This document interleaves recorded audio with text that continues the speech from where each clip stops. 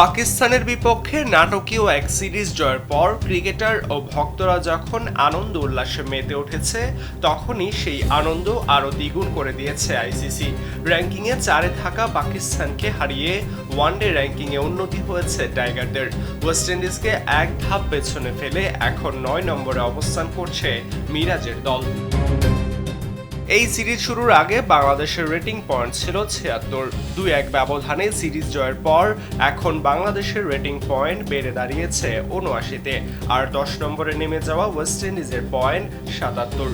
তবে বাংলাদেশের কাছে সিরিজ হারার পরও অবনতি হয়নি পাকিস্তানের, তাদের রেটিং পয়েন্ট ১০২।